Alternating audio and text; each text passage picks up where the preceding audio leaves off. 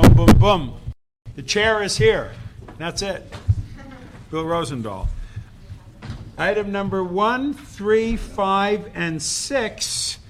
1 is a vacation in CD 13. 3 is a vacation. We all want to go on vacation, folk. Is CD 9. 5 is a vacation in CD 10. And 6 is a vacation in CD 9. Is there anybody in the room, or in the house, as they like to say, from CD 13, 9, 10, CD 13, CD 9, CD 10, and CD 9. There are 2 CD 9s. Council member, Yes. we have been requested to continue item number 1. Oh, not Probably. approve it? Not approve it, but continue it. So be it. Thank you. Continued. Item number 1, continued. Okay, what about item number 3? Everything else is. Item number 3 is a CD 9 vacation. Anybody here to speak against it or for it? Well, we're going to move that one out of committee to the full council for deliberation. Okay, then vacation item number 5, which is CD 10. Anybody here for CD 10 on that vacation? Okay, we'll move it out of committee to the full council. And item number 6, which is another vacation for CD 9. Is there anybody here on that issue? You look somewhat interested, yes. You haven't called CD4, right? I have not, because that was not called consent. Thank you. Okay, so we will now move out of committee. We will continue in committee item 1. We will move out of committee item 3, item 5, and item 6. It all make sense, everybody? Yeah. Okay, so done. And that leaves us number 2, that leaves us number 7, and that leaves us number 8. All right. Okay, Start with number 2. And 4. I'm sorry, and 4. Yeah, 2, 4, 7, and 8. Okay. Item number 2. Item number 2, city engineer report and resolution relative to the closure of Treasure Trail between Pacific View Drive and 100 feet easterly thereof. I believe somebody here is from CD4 that would like to speak on this item. Please, come on up. Are there any cards on this one? Nope, you're it. Wait a minute. Possibly. Is there any cards? I'm sorry. We're just saying. This is item number 2, right? Item number 2. I have 1, 2, 3 cards on item number 2. Against proposal is 1, for proposal is another, against proposal is, there are 2 against, 1 for. I'd like to request if I can go after the. Sure you can. Sure, Thank you. sure, of course, yeah. So let's ask Deborah R. Brand to come up, and let's ask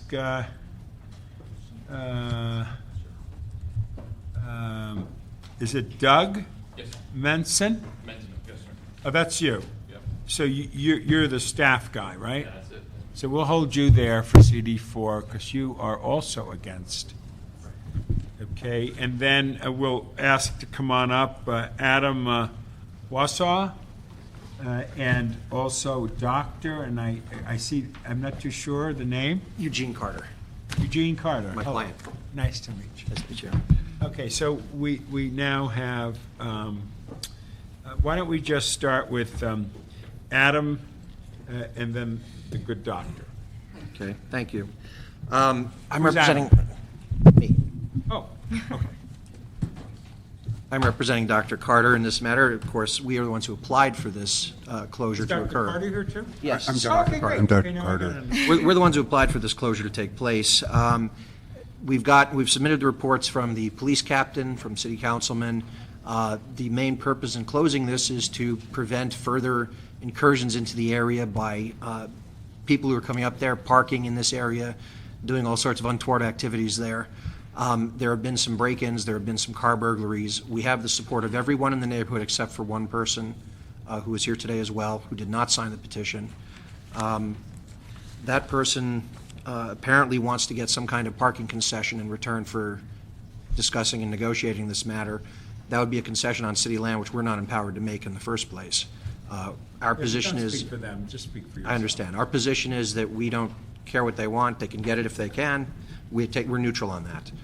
We would not like to have this closure held up, though, as a result of anything other than its merits itself. We feel that the opposition that was submitted to this is contrary to the wishes of the neighborhood, as well as the opinions of the professionals who have been consulted on this, and therefore we would ask for it to be granted. I appreciate that. Sir, Doctor. Yeah, I'm Dr. Eugene Carter, and I'm the one who initiated this whole process. It's been going on for approximately 2 years. I've done all of the footwork. I've talked to all of the neighbors. I've, from time to time, gone up and tried to remove some of the parked vehicles, actually people parked in the vehicles. I have 2 homes up there at the end of Treasure Trail, $1 million plus homes, which have, one of my neighbors, a young lady, will not come out of the house at night because there are cars parked there, so she'll call me and I'll have to come up, and sometimes the cars, for the most part, will remove themselves, once I come up to the property. I live about 20 minutes from the property. I have neighbors on both sides of the driveway there of that Treasure Trail. One is here today. Again, his contention is that I have not met the burden of proof. I think I've more than met the burden of proof. I've gotten 2 letters of support from police captains for that district, North Hollywood. I've gotten the support of some 40-some neighbors. One by one, I went to their homes and discussed this with them. I've gotten the support of the initial Tom LeBlanche's office, and initially this motion was passed in the council meeting, and so for the most part, that's where we stand. Okay, we're going to run out of the clock, but since I'm asking you a question, it's okay. Sure. When you go to a person's house and you ask for support, what do you say to them? Well, they sent me actually a map and a letter, and I show them exactly what the city has indicated that I want to do, and I show them where the location is and how if it has any impedance upon them, the flow of traffic or anything like that, and if they are satisfied with that, they signed it, and for the most part, they signed it on the spot. I've gone at nighttime, I've gone in the morning, and I've done this over a 4-month period, house by house, so that I've never called anyone or sent a letter on my behalf. I've gone in person. Thank you, Doctor. Appreciate your comments. Okay, so those are the 2 in favor of the street closure, of the vacation. And now I see Deborah Brand, right? Yes. Hi, Thank you. Deborah. Thank you. I represent David Samuels, the owner of the property located at 6816 Pacific View Drive, which runs adjacent to Treasure Trail. His property is actually all along it, and basically there really are only 4 houses that are affected by this, and that would be my clients, the Mants, who sent in a letter saying that they did not want this. Do we have that letter on file? Yes, we do. Okay. Okay, and Dr. Carter's 2 homes. So really, it's only 3 people that are involved in this at this point. And we've tried to contact Dr. Carter previously to discuss issues that we had regarding it. Our letters were ignored. There's a shortage of parking in the area. Mr. Samuels does not have a garage, and he wants to use, I don't know if you have time to look at photos, but we have photos of these. Happy to. He has a pad. Let me show you first. He has a pad that runs along Treasure Trail that he wants to use for parking. Because of the construction, when he purchased his property, there was construction already going on, and he was unable to use the parking because of the construction, and then they built a curb there. Dr. Carter built the curb. He went to the city to try to get a curb cut, and the city basically told him that he'd have to get Dr. Carter's approval, even though it's private land and public land and not private land. So he has been unable to do the curb cut, which is what the parking issue is. He wants to park back there. And there are safety issues also involved here. In a case of emergency, he has no way out. That's his back way out. He can't get out if there's a gate there, and he's going to be able to get out. It's also would be encroaching on my client's property. That hasn't been addressed because you'd have to put gates in. And he doesn't meet that. There's also the crime issues. He doesn't, can I keep going? Okay, I can finish. On the crime issues, my client's been there for about 4 years now, is that correct? Yes, almost 4 years. 3.5, 4 years. And he says that he's never seen the crime that they claim is up there. He never sees the cars parking there. He never sees that. In the one time that he did see a car there, he knocked on the window and asked, where are you supposed to be? He said that they were friends of Dr. Carter's tenants Okay. that were in the car. Did you want to say something yourself? Well- And if you do, you need to fill out one of these cards. Yeah, Okay. you can. Should I fill out the card? No, go ahead, speak, and we'll get it over with. It's really, when I read the petition, I was really taken aback and flabbergasted at the way the neighborhood was being portrayed. In my nearly 4 years there, I've never witnessed any problem or heard a thing or seen a thing on Treasure Trail. For 3 years, Dr. Carter was constructing his homes, and it was a big mess, and the street was dirt, and the construction site was not even protected. The garages were left open, and I saw construction workers going in and out all the time. So any break-ins that happened, I think, were relative to, it was an open construction site that wasn't secured. I discussed this with my next-door neighbors. We're the ones who, the Treasure Trail bisects between our two properties. When they saw this, the way the neighborhood was being portrayed, we laughed. We said, this is not our neighborhood. We've never had a problem. I've never had to call the police in my 4 years there. I've never witnessed anything. There was a 3-month stretch of car burglaries up and down the street during the period mentioned in the petition. But other than that, that 3-month period was conveniently put in there. But other than that, I'd never heard any anecdotal evidence of any other problems in the neighborhood. Car break-ins or any kind of violent crimes or loitering. So I think it's a complete misrepresentation of what is happening in the neighborhood. Finally, if security is an issue to Dr. Carter to protect his property, if you look at the maps, there's absolutely no reason why he couldn't gate his property where his property line begins. And it would be completely as easy as putting a gate and closing the street and taking the street from the city and the people of the city of Los Angeles. And I think if he wants to protect his property, he has every right to put a gate up where his property begins. Okay, David, and I look forward to you filling this out. And Doctor, I'd like to give you a chance to respond. Okay, thank you very much. Actually, I've owned this property for about 18 years, and the police for North Hollywood know this area, and they in turn were the ones that went up and physically said that yes, there has been quite a bit of crime over the years, and I know there's been crime there, and I've owned this property for 18 years. Even when there weren't houses there, people were parking on this stretch of roadway. David Samuels, my neighbor here, who is opposed to this because I wouldn't allow him, or so he says, I wouldn't allow him to park in the back part. He bought the property 4 years ago. They tore out his garage and put up 2 carports on the front of his property. That was the way he bought the property. He paid $1 million, $1 million plus for a bungalow, which was initially around 1,100 square feet, which became probably around 1,500 to 1,600 square feet after they took out his garage.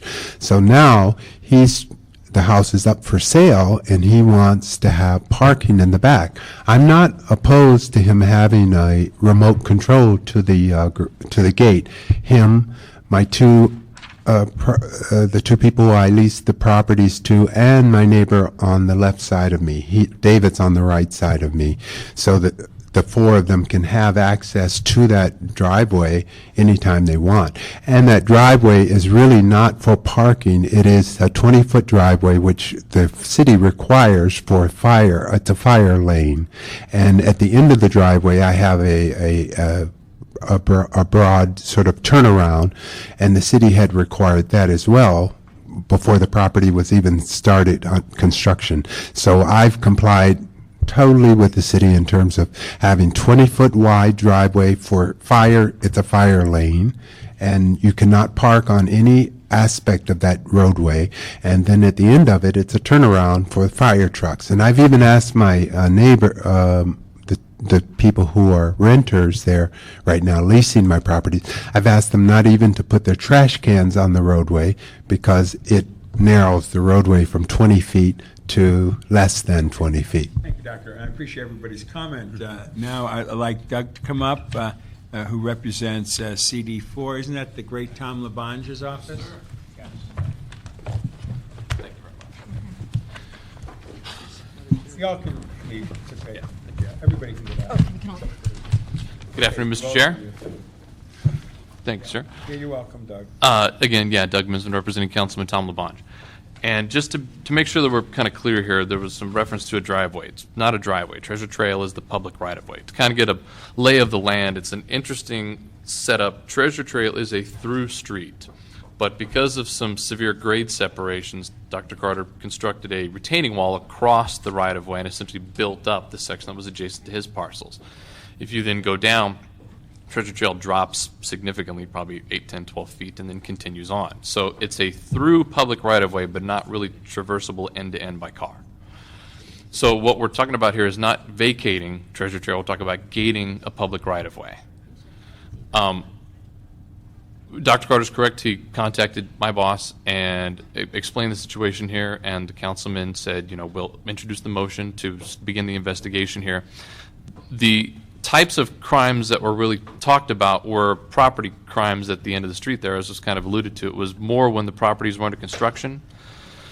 But we're not entirely sure that this type of activity that was the basis presented to North Hollywood for the closure of Treasure Trail still exists. Now that there are people in the houses, there are eyes on the street, there are bodies there, there's activity going in and out.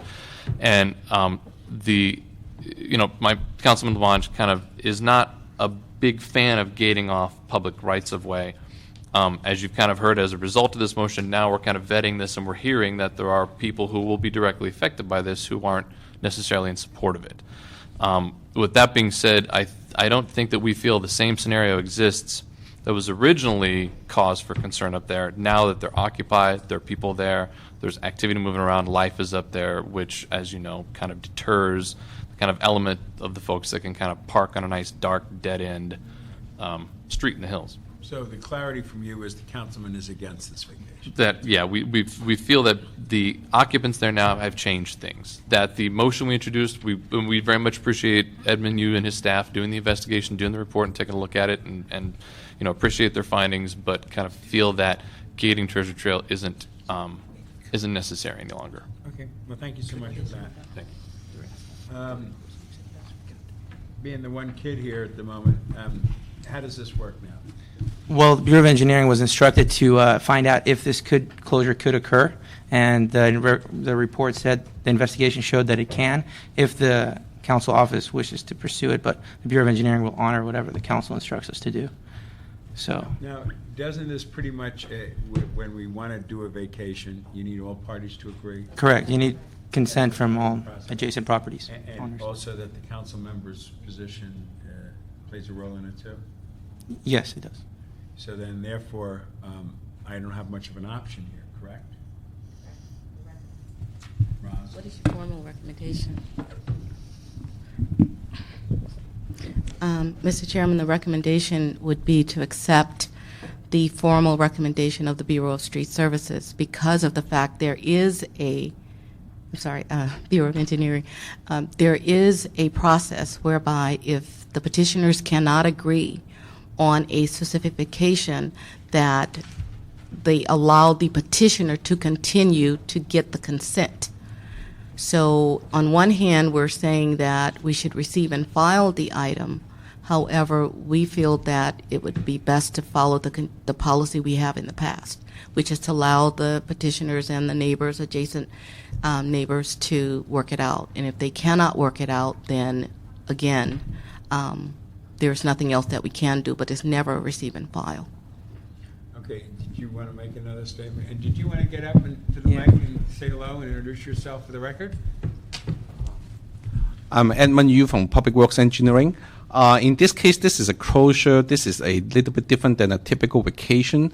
Normally, there are really no condition imposed under a closure. So all based on the motion, based on the approval from the city council, the community would get together to install the gates within 6 months. So that's, in this case, there's really no consent condition that we are talking about. So I think for something like this is best to, if the decision is not to move this forward, then it's best to just receive and file the motion at this time. My friend, come on up. City Attorney, he's here. I don't know what you guys He's are in the doing. room. I have to look at it, Len. I got to finish this discussion. Thank you, Mr. Chairman. Christopher Westhoff, Public Works General Counsel. Evan, just clarify for me, is this a closure under the Vehicle Code section for criminal activity? That's correct. That's correct. There have to be specific findings made by the City Council in order to do that. Otherwise, we cannot close a public thoroughfare. That is the only basis upon which you can permanently install gates is for the criminal activity, and it's for 18 months at a time, and it can be renewed a number of times. But there have to be specific articulable criminal activity which the council then would have to act on as a collective body to find that that was sufficient to activate the authority to close the public right-of-way. Absent that finding, there is no other way to gate off. How will those findings be gathered? Who's responsible? Normally we get letters from Los Angeles Police Department. The LAPD is solicited. In this particular instance, I believe there are some. Two letters. Yeah. Two different captains for that Right. district. Right. And again, as Doug mentioned, a lot of that activity appears to be prior to the actual completion of the homes, What and is so your the. advice, Mr. City Well, Attorney? again, if first of all, as you know, all you can do is forward it on the council without recommendation being because you're only a person. You have the council office of concern here believing that there is not sufficient justification for it. You certainly have the ability to receive and file a report. And again, this is not a street vacation, which is a formal giving up of the right. It's strictly a closure pursuant to the Vehicle Code. And if it doesn't meet those requirements, and this committee certainly has the ability to make that determination, you can certainly recommend to the council that they receive and file, because this committee, as you know, can't take a formal action. Yeah. And Roz, back to your final point on this.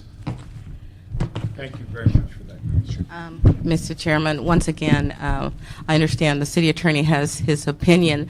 I'm only saying that because of the fact the process started, if the findings from Bureau E states that this should not be done, then that's one thing.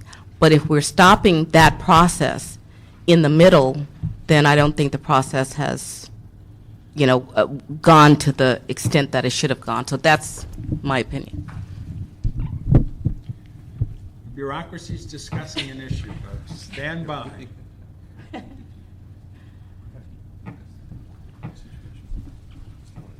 Yeah.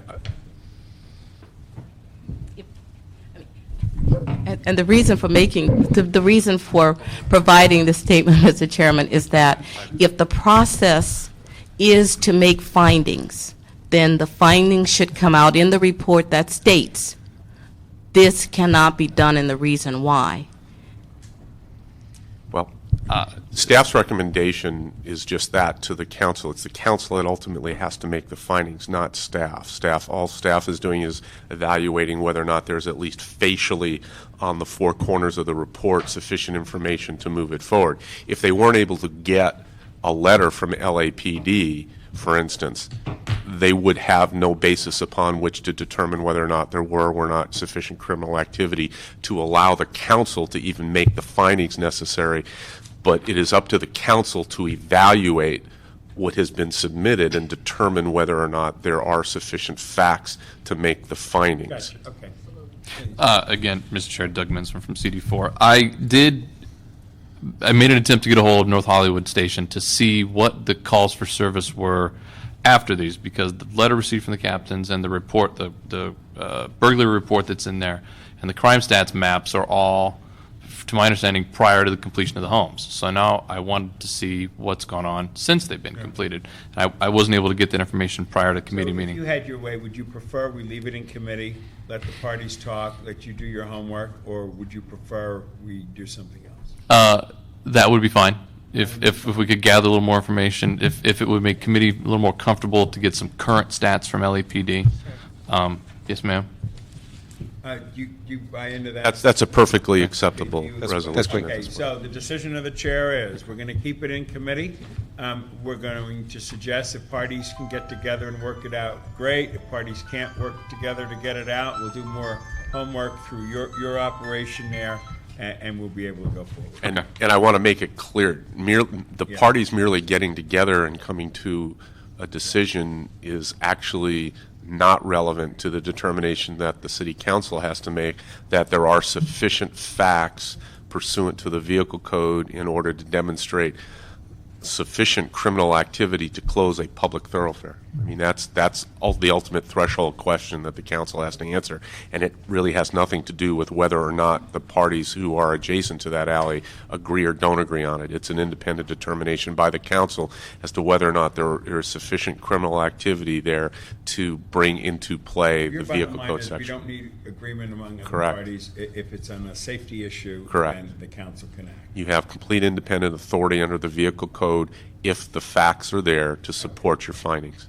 Okay, we'll continue the item until Mr. Labange comes back. We'll get the number. So Okay. that he is here physically in case he wants to get up. Okay.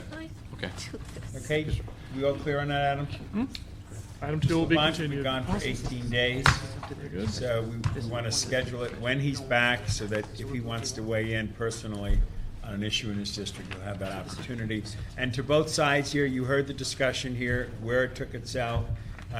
Continue to dialogue among yourselves, continue to move forward with where you all want to go with this, and we'll rehear this in approximately 3 weeks when Mr. Labange is back, and I want him to be here if he wants to be here.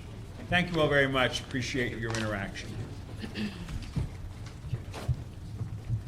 Okay, that was item number, That was item number 2. That brings us to 4. I love the letter, it's great.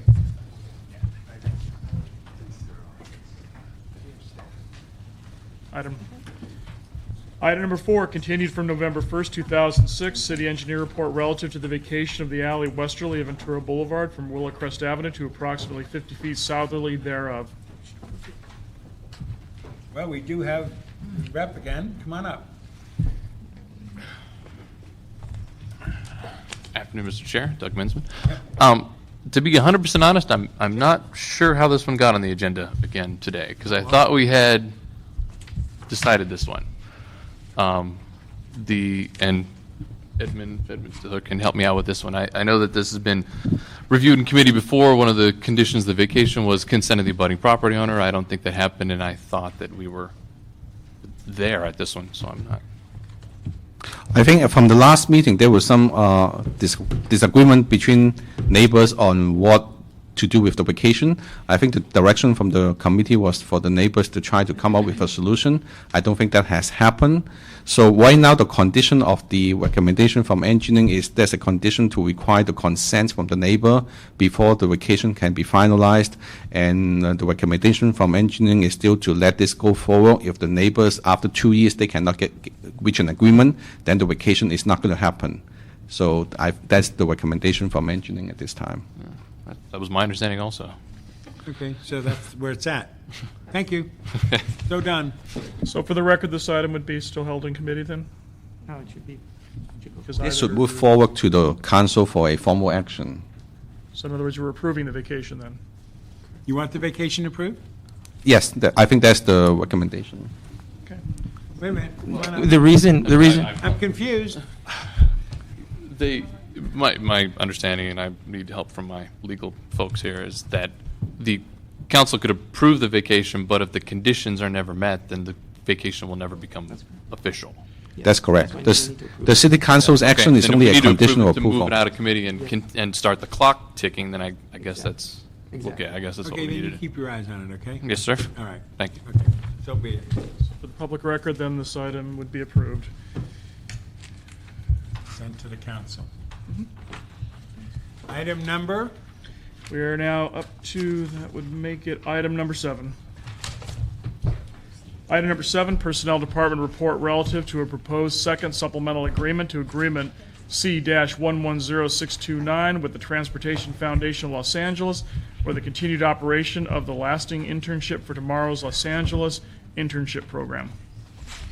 Good afternoon. Good afternoon. Hello. I'm Winifred Hirano. I'm with the Bureau of Engineering, and do you want to go into the? Give us a quick hit on what we're doing. Okay. Our request is for approval of the second supplemental agreement to the contract with the Transportation Foundation. And just for your information, we have some representatives from the Transportation Foundation of Los Angeles with us also. Come on up to the podium. Yes, please. All right, keep speaking. Oh, okay, sure. The contract was executed on September 26, 2006, with a first supplemental agreement that was executed on November of 2007 to continue the LIFT LA, which stands for the Lasting Internship for Tomorrow's Los Angeles.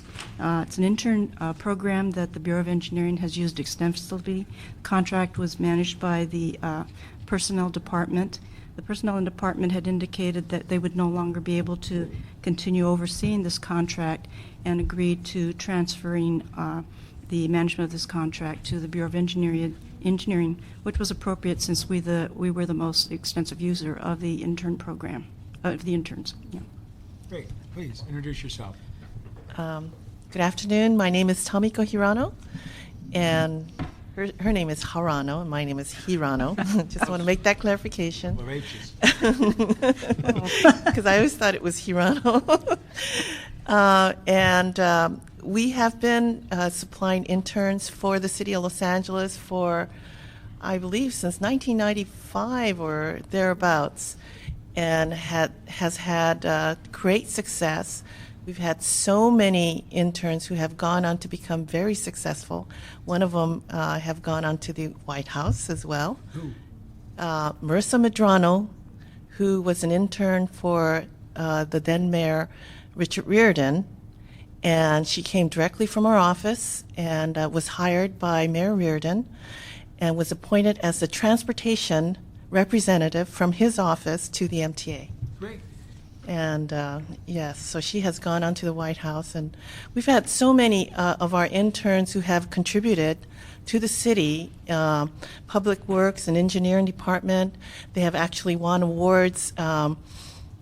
The curb cut program that the city has, at that time they were cutting maybe 200 curbs a year, and with our interns they had increased it at that time to about 1,000.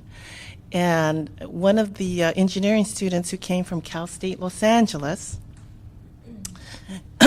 he was working on the curb cut program, and he came out with a new devised method which actually saved the city money. Beautiful. And that program actually benefited the city because they turned it around and made it into a revenue-generating program. What's his name? What was his name? I don't know. Is he around somewhere in L.A.? Yes, I believe so. Has he saved us enough money that we should give him a cert and bring him before the council? And Oh, that would be congratulate him wonderful. For That a great idea and saving taxpayers money? That would be you great. do some research on that? And please I get it certainly to us will. so we can acknowledge somebody who's made a difference. Thank you. How many interns do we put through this program? I mean, since 1995? You know, each year. What do we do in the last year or two? This fiscal year we had about 20. 20? But normally we have about. Sir, about- introduce yourself. I'm Bill Hostin. I was at ESGR that gave you the award. You did? Yes. One of the things that we've done is we've got about 600 600. interns that's gone through the whole program. Great. You want to add, though, to the other two comments about the program? Whatever you Well, want. what was the city council's name that gave us the letter? Oh my God, we have a letter who former city councilman. Nate Holden? No, it wasn't Nate Holden. I think it was Benson or something. Burnson. Hal Burnson. Burnson, Hal yes. Burnson. He wrote a letter to us and thanking us about the internship program. And he said, we have saved the city millions of dollars. Great. And, you know, we are very thankful that the opportunities have been given to the interns because they learn so much by participating in the program, and we try to save the city money. And so, you know, our program is a win-win program for everyone. Sounds good to me. Sounds good to me. So what other city departments besides those in Public Works have participated in the Lift LA intern program? Department of Transportation, General Services, I don't know, CRA. I forgot about CRA. The mayor's office. The mayor's office, the council. Yeah, city council. Yeah, city council. Okay, so the big question for me is the entire city departments and all of the council offices aware of this program? If Yeah. not, what will you do to inform them or market this so people know it exists? I think that most recently, the program has been more focused on the engineering department. And what we would like to do is, because of the tremendous benefit that can be afforded by the city, that we would like to expand the program and really try to reach out to the other departments, because even the general services, it's been a little while, and I think that, you know, there's turnover in the staff and different positions and so forth. So we would like to reintroduce ourselves in our program to the other departments. Would you please do that? Yes, airport, the harbor. Those are the two tough Great. ones. Well, look, we approve this, okay? And Adam goes right to council for action then? We'll go to council. Okay, and come to the council when it's scheduled and tell the rest of my colleagues about the program, how it works, how successful it's been, and your marketing techniques of how you're going to broaden the awareness of it and all that kind of stuff. It would be very helpful for everybody to understand it. Did you want to add something? I was just going to say the original contract actually specified the departments that would be participating in the contract. So if there's going to be an increase in the agencies that would be participating, I'm not sure if there'd have to be some language changes. Okay, well, look into that and look into that with the CLA's office and the other parts of us to see if we need to do that. Because as far as I'm concerned, any intern program is what I call intervention and prevention programs. It is all the positive light side of trying to help young people move on in life. It's a no-brainer for me. It's like apple pie. So what we need to do is just make sure that it is available for all parts of the city and that it's marketed properly. And God bless you for what you're doing. Thank you. And do get us that person so we can honor them. Thank you so much. Thank you. Thank you. Appreciate what you're doing. Item number 8. Item number 8, Joint Chief Legislative Analyst, City Administrative Officer report relative to proposed fee subsidy policy for special events and related matters. This has also been referred to the Personnel and Budget and Finance Committees. Well, look, there's any other time.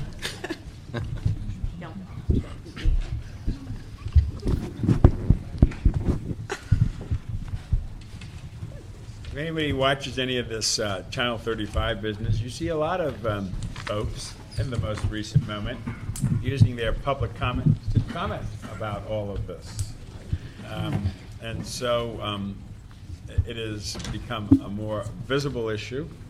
It's also become a more real issue from a budget standpoint when we live in this incredible pressure about how to balance the budget and how to have the revenue streams and so on and so forth.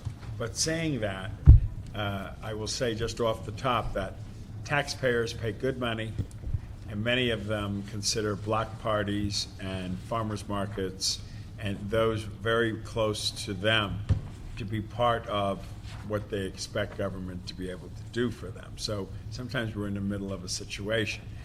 The other, of course, bigger issue is citywide type businesses like the entertainment industry, which is a multiplier effect for jobs, and it might be in one particular district because the premiere of the movies always tend to be in one district, but that isn't necessarily a district issue. And then the third, of course, is I've seen some of the reports here that suggest X dollars for this and maybe no Y dollars for that. So on the beginning, and I want a full report right now for the record and to get the energy out there, when we're finished with this discussion, we're going to leave it still in committee because both Mr. Allocation and Mr. Smith need to be part of the committee's deliberation on this before we send it to budget and before we send it, or at the same time, maybe budget and personnel will be discussing these issues as well, but I just want to say that up front. So let's have an update, and I got a bunch of questions I want to ask for you all for the record, and not necessarily all the answers this morning.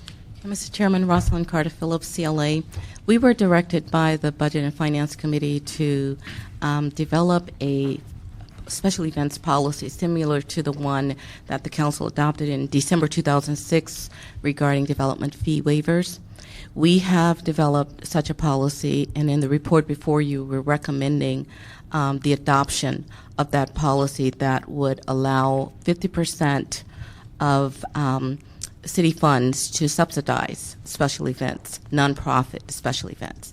No funds would be waived or subsidized for commercial events unless there was some type of agreement that there were public benefits for the city.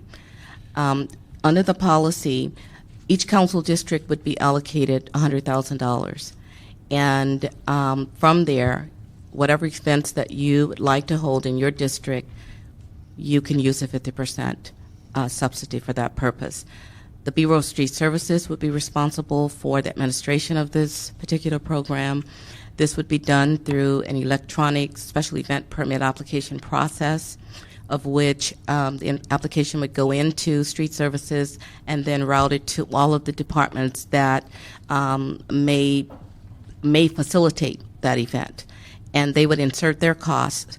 The application would be returned to Street Services, and from there, the 50% would be applied. Since we released this report, the city attorney, before that, I'd like to say that 16 sub-accounts will be established, one for citywide events, which we're recommending that $1 million be set aside for citywide events, and the remaining 15 sub-accounts would be set up for the $100,000 allocation for each council district. Since the release of this report, the city attorney has some concerns regarding a procedure that we're recommending, and at this time I would like to defer to the city attorney so that he can share that information. Thank you, Roz.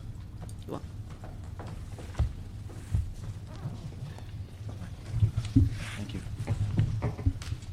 Mr. Chairman, Pete Echeverria from the City Attorney's Office. There are 4 aspects of the report that I wanted to comment on, simply because the report would require that the city attorney prepare an ordinance and bring it back to the council for adoption. And these are areas in which we would feel constrained to address slightly differently than the report currently addresses them. But in fact, consistent with prior drafts or proposals that have been discussed in various committees that haven't yet made it to council, but that have been there in any event. The first area is one that is raised by equal protection and First Amendment considerations. The council would be establishing criteria for organizations, nonprofit, charitable organizations, to qualify for these subsidies.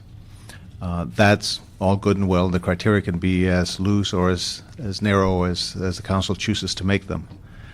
Once an event would qualify under that criteria, there can't be any arbitrariness, if you will, or on the decision as to whether or not they do in fact get the subsidy. The proposal is that each council member would decide whether an event would or would not be funded, and that's problematic.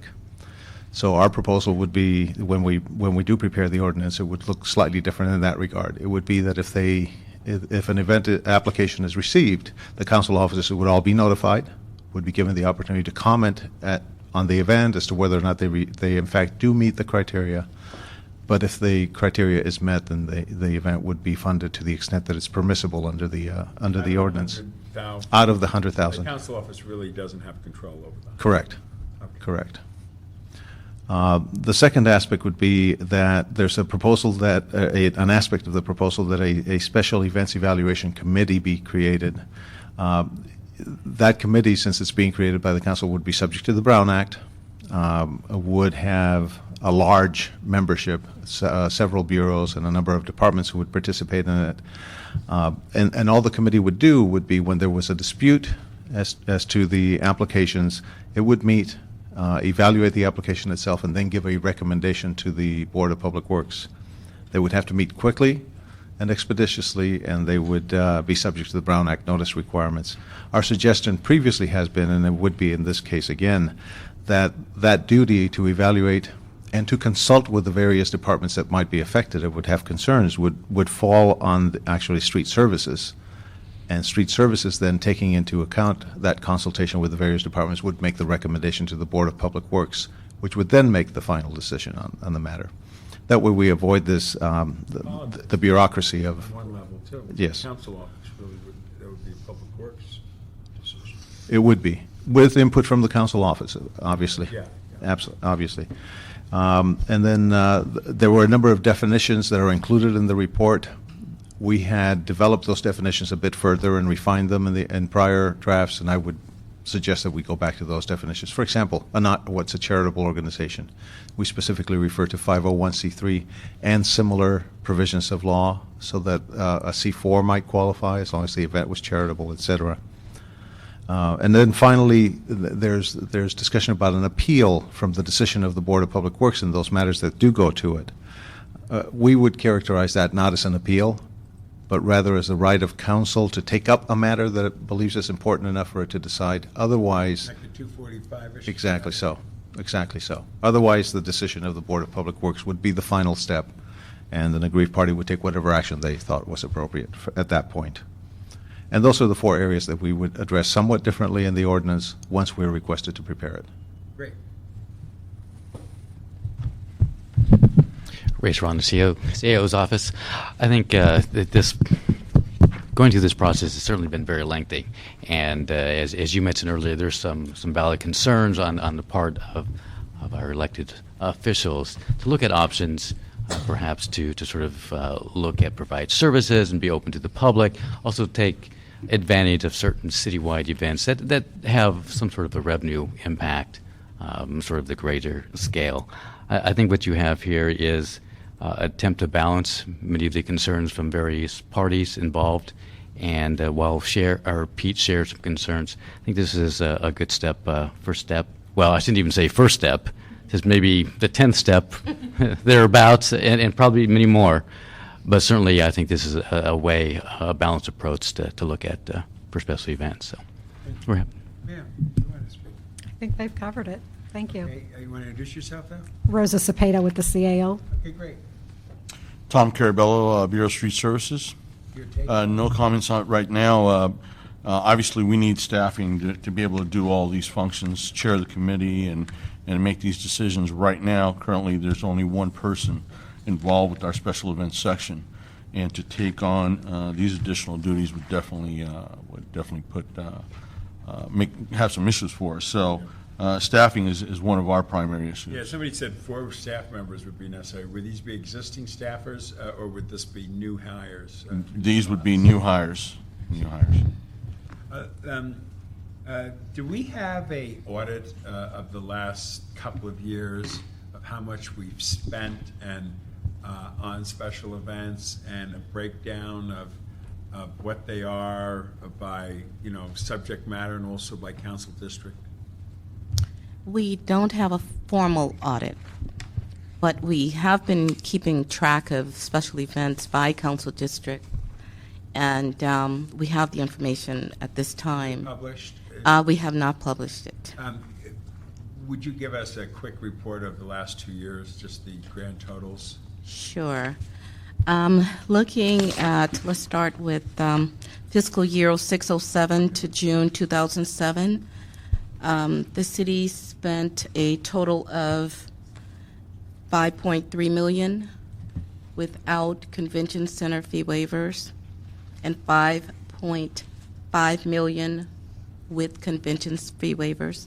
Now, this is for 06-07, and for 07 to June 2008, that total is 4.6 for special events without convention center waivers, and 3.8 for special events with convention fee waivers. Now, these amounts do not include approximately $2.5 million for First Amendment type events.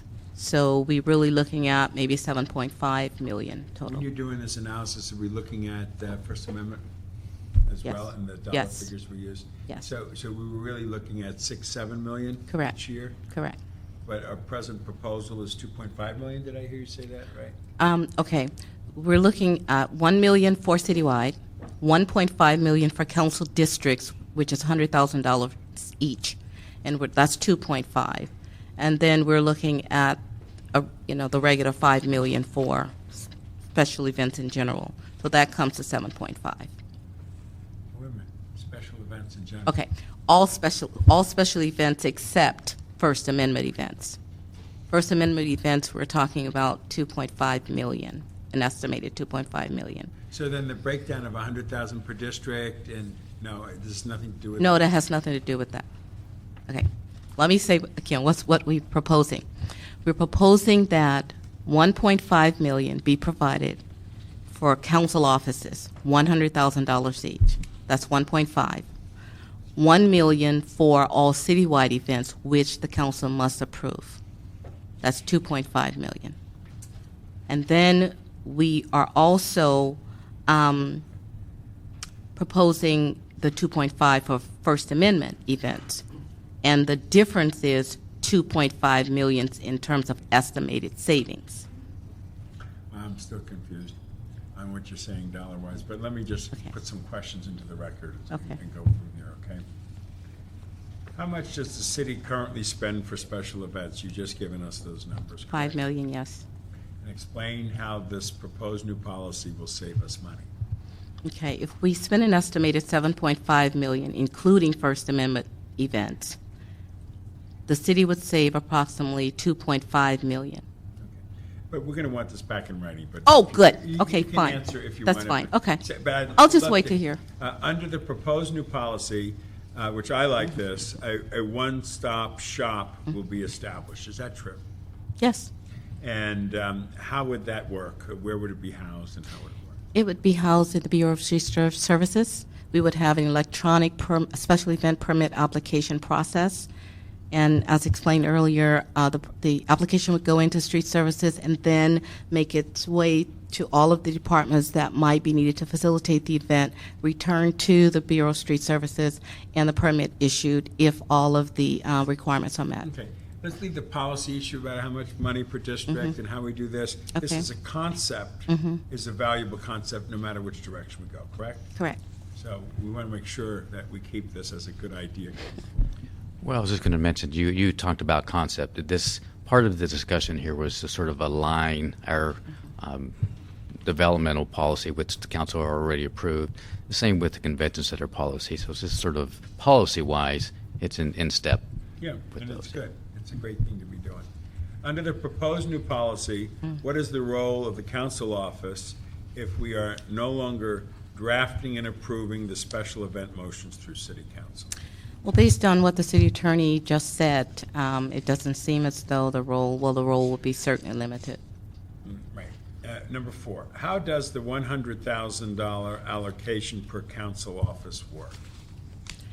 Once again, based on what the city attorney said, we have to develop a process that would not require the council office to authorize the subsidy. How does this new proposed policy apply, for instance, to farmers markets and local block parties, which are two very important issues? Okay, under the proposed policy, each event sponsor would receive 50% subsidy for 2 events per year per location. And that would apply to farmers markets as well as block parties. Say it one more time. Under the 50% subsidy, farmers markets and block parties would be subsidized 50% for 2 events per year per location. Per location. Correct. For instance, if I have a block party, I can maybe have 2 on that same block in a given year. Correct. It doesn't stop me to have, in my district, where people love block parties in the summer, we're going to probably have 20 to 30 block parties this summer. So the number wouldn't change. It's just that instead of the city absorbing the cost of the block party, the community would have to absorb half of it. That's correct. But up to this limit of this 100K per district, it's part of that cap, too. Correct. People have to understand this. This is going to be becoming very interesting community interaction, especially with neighborhood councils and homeowner groups. Okay. How does this new proposed policy apply to the film industry and their permits for movie premieres, which obviously involve things like street closure? This proposed policy would not apply to film permits in any way. Film LA would continue to coordinate all of the film permits for the movie industry. And that would be a separate pot of money? Separate operations completely. They would not have to comply with any. Who would fund all that? Would fund what, for Film LA? Yeah. They are the ones that get the permits, and the movie companies pay them. So they're not. So in no way do we use city funds? No. For premieres of movies? We use city funds to close the streets for movie premieres, but the ones that occur in Hollywood, for example, the event sponsor reimburses the city. They don't happen in Hollywood, like in Westwood, at the theaters there. Well, once again, Film LA is the coordinator of all of those events, and we would waive the fees and costs for a street closure that was for a nonprofit event. But for a profit event, they would have to pay for a profit event, they would have to pay the fees and costs. How does the Bureau of Street Services have sufficient staff to manage? We were told no. That is correct, no. One-stop shop, you would need 4. Correct. And that would have to be a new item. Yes, sir. Have you looked at what that might cost and all? And if we figure that into this overall dollar figure? Let me defer to the CEO. We had actually looked at that years ago when we developed this and came up with the cost, but we can come up with that cost for you in the next report. Okay, that'd be great. For the 4 positions. If we move forward on this new policy, we've already heard this answer, at least it's suggested by the attorney, what would be the role of the Board of Public Works, if any? Yeah, according to the attorney, it would be Suggestion is that'd be a nice way to work it through. the final appeal, yes. In this new proposed policy, how is a nonprofit organization defined? You said a C4 as well as a C3? C4, and there are other more obscure sections as well.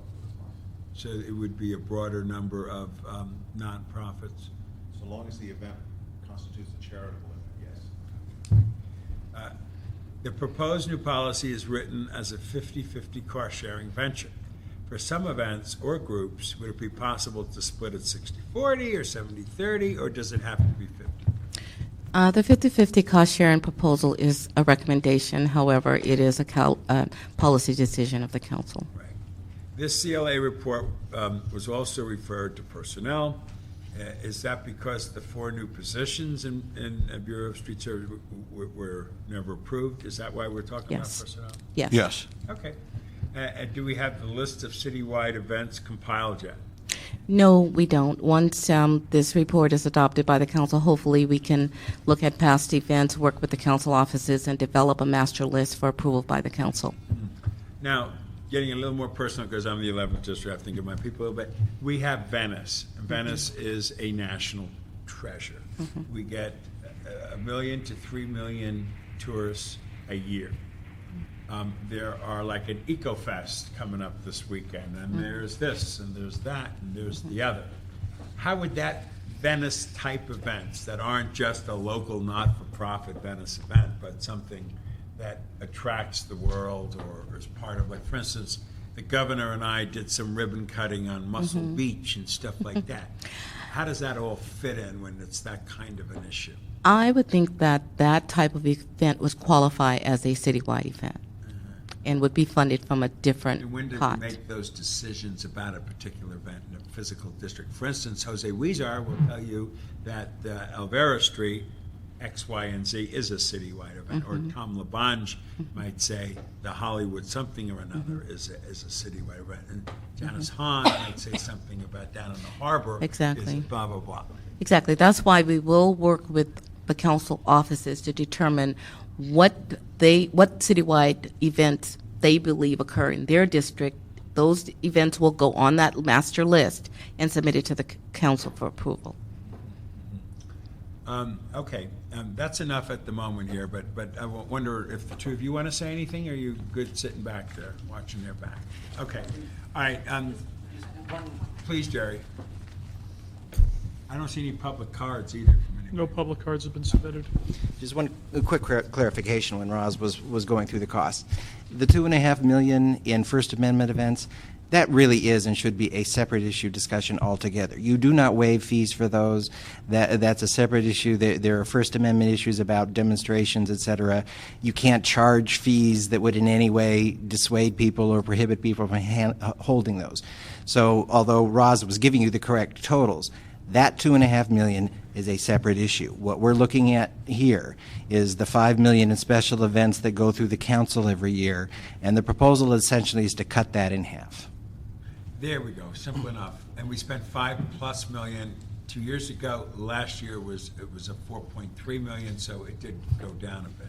Right. So we're looking at an average of 5, and obviously tracking this, we'll have much better information going forward about exactly what is spent and what events are happening, et cetera. Great. When you come back to committee, which we want to bring it back to committee, because I know my two colleagues do want to enjoy the substance of it in the committee, especially Mr. Allocation, who wanted to be here. I know Mrs. Smith will get a second hit, like I will, in the budget committee, but out of respect to my colleague, we need to bring it back. Make sure in the report back that you break down the last 2 years by the events, specifically by the districts, so that it is clear enough to every council member that this is what we've done in my district last year and the year before. We will do that understanding. Make sure that all these answers, all these questions that I just raised now are in writing and answers, and the city attorney's 4 points get an opportunity to be printed up and discussed, because I want a piece of paper that these two can have that adds to what we've discussed today, that can get published before the meeting in enough time where maybe some of these groups from the community will get an appreciation enough to come to the committee meeting and at this point voice concerns or support in the early stage. Because when the day comes when it goes before the council for real action, we must have had in this committee some good public outreach to community. Like, for instance, the first thing I want to do is see that my 8 neighborhood councils in the district get a copy of this report, and I want them to digest it. I also want my homeowners associations to be able to get this, because when it comes to cutting in half a block party, believe me, that could be as problematic as anything we've ever done. If over the years there's been a pattern of them having a block party, it's not very expensive, it's just blocking it off and doing this, and knowing that in the future they're going to have to be part of the process and financing. Correct. Absolutely. So wherever a citizen is going to have to pick up a tab, the quicker we bring them into this process to air it out and to discuss it out, the healthier the process will be, and the more productive it'll be before it gets to the council. I want to see 10,000 people at a council meeting, all with the same message at a certain point, if we haven't vetted it appropriately through the committee processes. Okay. Sure. Anything else on this? Anybody want to add anything here? Well, do we have a motion? I do. To adjourn. Meeting over. Thank you all. Have a good day.